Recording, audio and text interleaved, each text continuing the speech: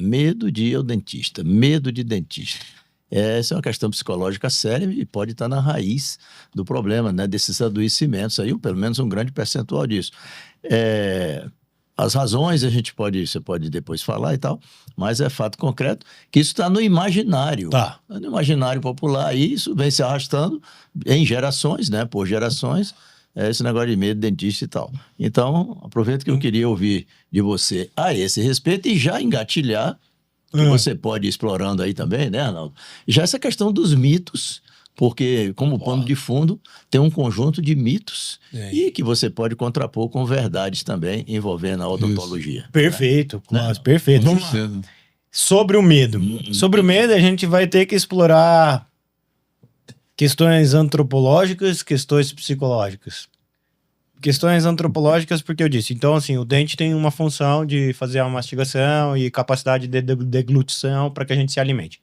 Entretanto, os dentes são a nossa principal arma, de uma maneira antropológica.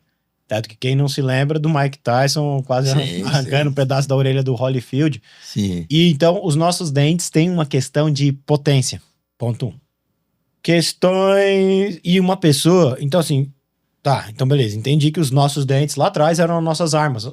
Nossa arma mais efetiva. Tanto que, por incrível que pareça, com a presença dos dentes, a gente não perde a capacidade muscular dos músculos da mastigação. Aí eu perco o músculo do meu bíceps, eu perco o músculo do meu quadríceps, eu ando todo dia.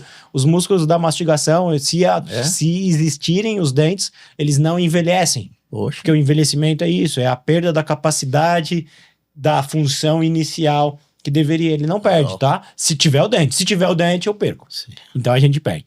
Então, ponto 1. Então, mesmo uma pessoa com 100 anos de idade, com os dentes, ele tem a potência muscular normal. Ele arranca uma orelha do Holyfield, mesmo com 100 anos de idade, tá?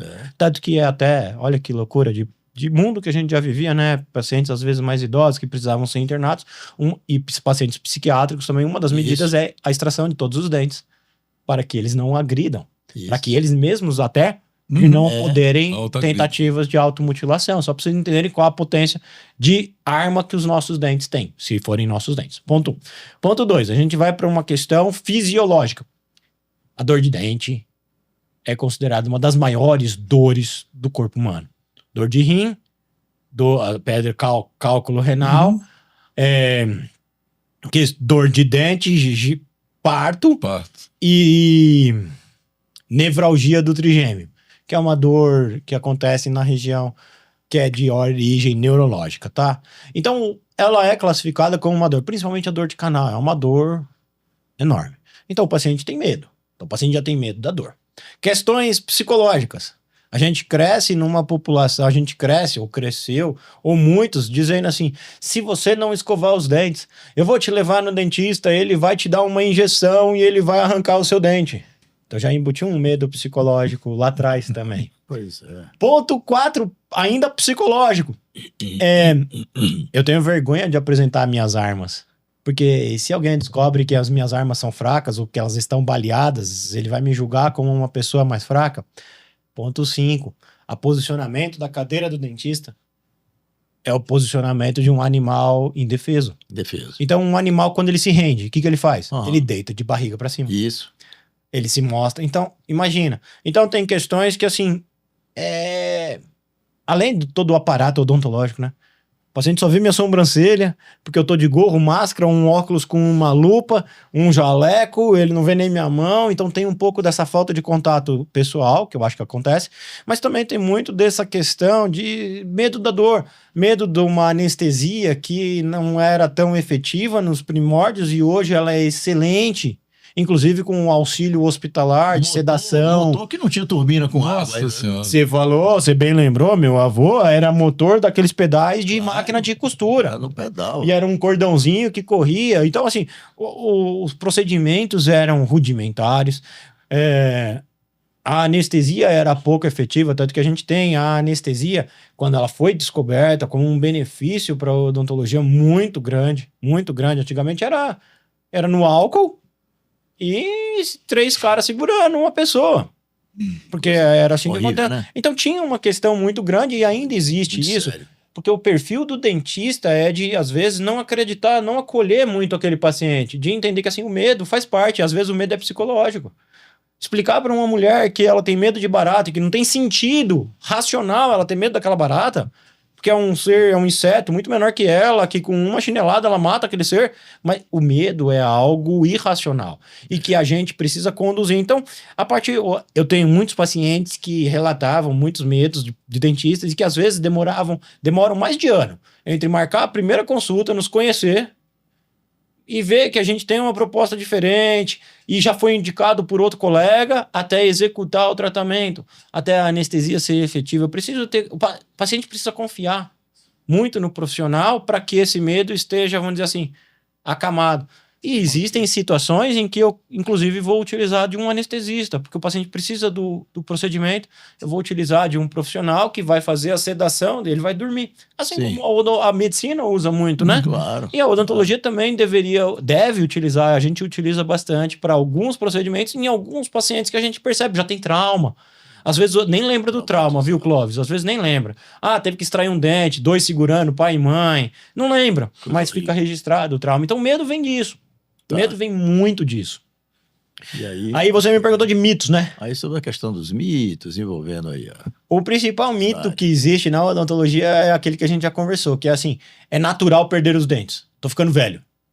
Isso não é verdade. Você houve uma falha no cuidado, houve uma falha em alguma parte do caminho e que levou a isso.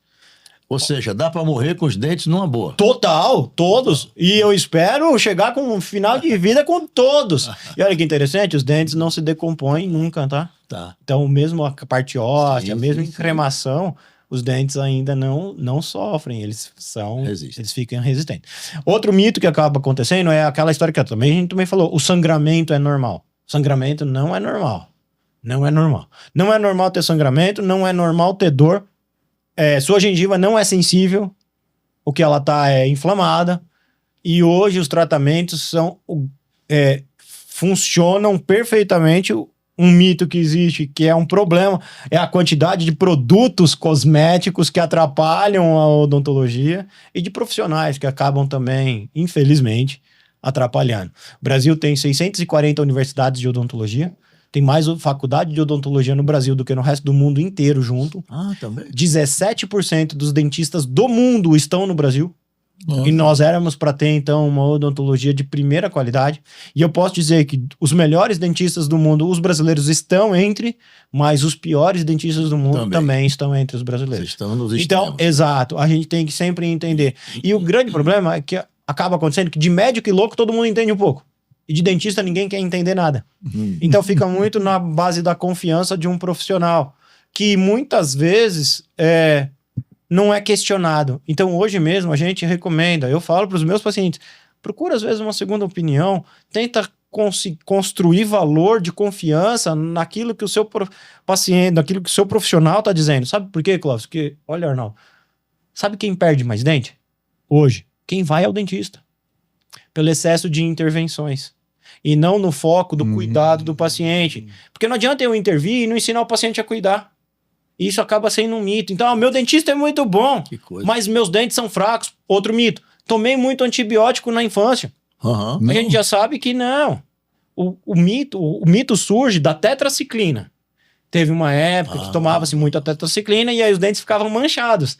Mas não existe essa de que assim, eu tomei muito antibiótico e meus dentes são fracos.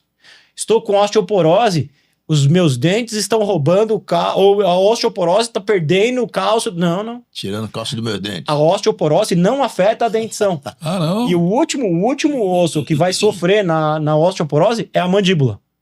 É o último osso. A hora que um paciente tiver osteoporose na mandíbula, ele não consegue ficar em pé. Porque ele ficou em pé, ele quebra. Só pra vocês entenderem a capacidade da parte... Então olha quanto mito aqui, ó, rapidinho, já a gente vai pá. E o problema é que, assim, extrai esse dente de uma maneira muito irresponsável, na minha opinião. Porque depois que extrai o dente, não tem mais o que fazer. Não tem. Eu perdi. E quantos dentes eu digo e falo, esse dente tem salvação. Esse dente tem salvação, só que às vezes é mais oneroso. Às vezes é mais longo o tratamento. E o paciente, por uma questão de praticidade, às vezes, ou por medo, porque o dentista pode chegar e falar, não, você tá com uma infecção. E o paciente morre de medo de infecção hoje, né? Ah, não, então já extrai. E é de uma maneira muito irresponsável. Eu sempre falo, um dente é como se fosse um dedo. Chegando na loucura da gente ter no Brasil ainda situações onde o paciente vem à clínica porque ele quer extrair um dente.